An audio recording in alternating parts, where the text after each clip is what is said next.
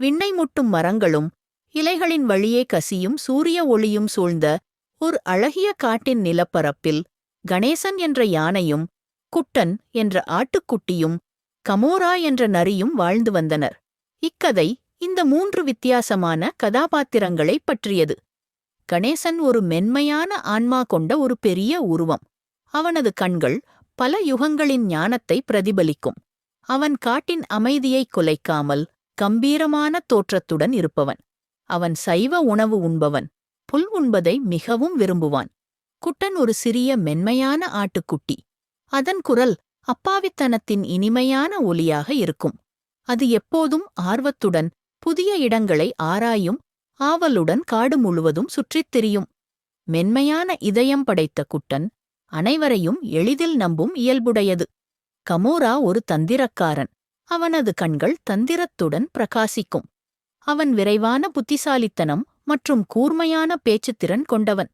எப்போதும் தனக்கு சாதகமான சூழ்நிலையை உருவாக்கிக் கொள்ள நினைப்பவன். பிற விலங்குகளை ஏமாற்றுவதில் வல்லவன். ஒருநாள் கணேசன் நதிக்கரையில் தண்ணீர் குடித்துக் கொண்டிருந்தபோது குட்டன் தயங்கியபடி அருகில் சென்று நடுங்கும் குரலில் கணேசனிடம், "நானும் கொஞ்சம் தண்ணீர் குடிக்கட்டுமா?" என்று கேட்டது.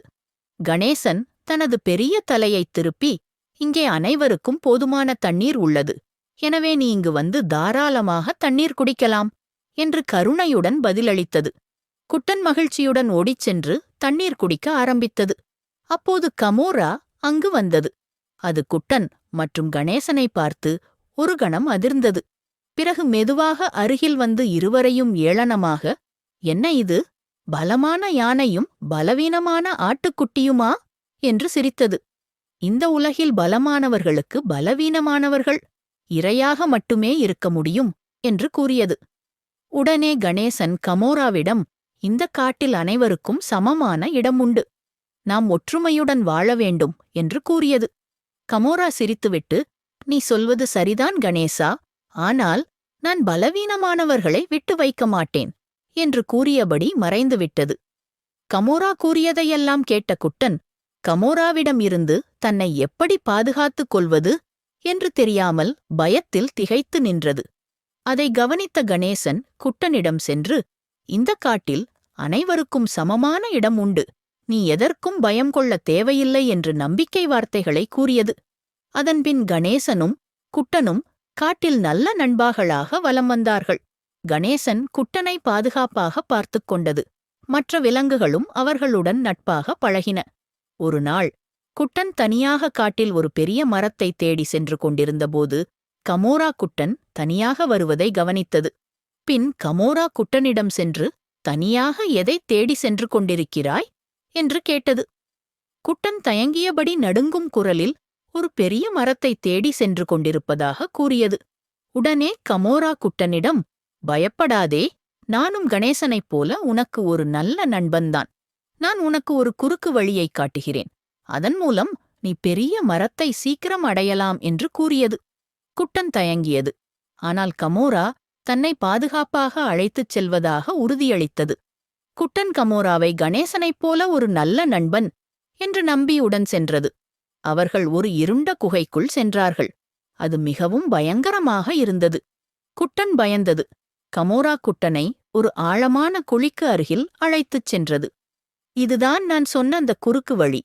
நீங்கு குதித்தால் பெரிய மரத்தை சீக்கிரம் அடையலாம்" என்று கமோரா கூறியது. குட்டன் பயந்து நடுங்கியது.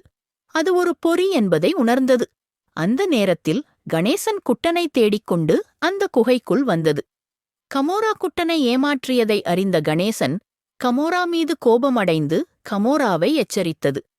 கமோரா பயந்து குட்டனை விட்டுவிட்டு தப்பியோடியது. கணேசன் குட்டனை காப்பாற்றியது.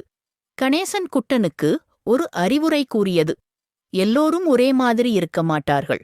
அவர்களின் செயல்களைப் பார்த்துதான் அவர்களை நாம் நம்ப வேண்டும் என்று கூறியது. குட்டன் தனது தவறை உணர்ந்து கணேசனுக்கு நன்றி கூறியது. அன்று முதல் குட்டன் யாரையும் எளிதில் நம்புவதில்லை. அதன் பிறகு காட்டில் அனைத்து விலங்குகளும் ஒற்றுமையுடன் வாழ்ந்தன. கணேசன் எப்போதும் போல மற்ற விலங்குகளை பாதுகாத்தது. இந்த கதை நட்பு, துரோகம் மற்றும் மன்னிப்பு போன்ற கருத்துக்களை மையமாகக் கொண்டது. இந்த கதை நமக்கு சில முக்கியமான பாடங்களை கற்பிக்கிறது. நாம் யாரையும் எளிதில் நம்பக்கூடாது. ஒருவரை நம்புவதற்கு முன் அவர்களின் செயல்களை கூர்ந்து கவனிப்பது நல்லது. நண்பர்களை தேர்ந்தெடுப்பதில் கவனமாக இருக்க வேண்டும். ஆபத்தில் இருக்கும் நண்பர்களுக்கு உதவ வேண்டும். உண்மையான நட்பு விலைமதிப்பற்றது. கருணை மற்றும் இரக்கம் எப்போதும் நமக்கு நன்மை பயக்கும்.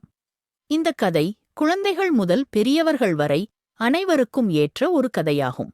இந்த கதை வாழ்க்கையில் நாம் கற்றுக்கொள்ள வேண்டிய முக்கியமான பாடங்களை நமக்கு கற்பிக்கிறது.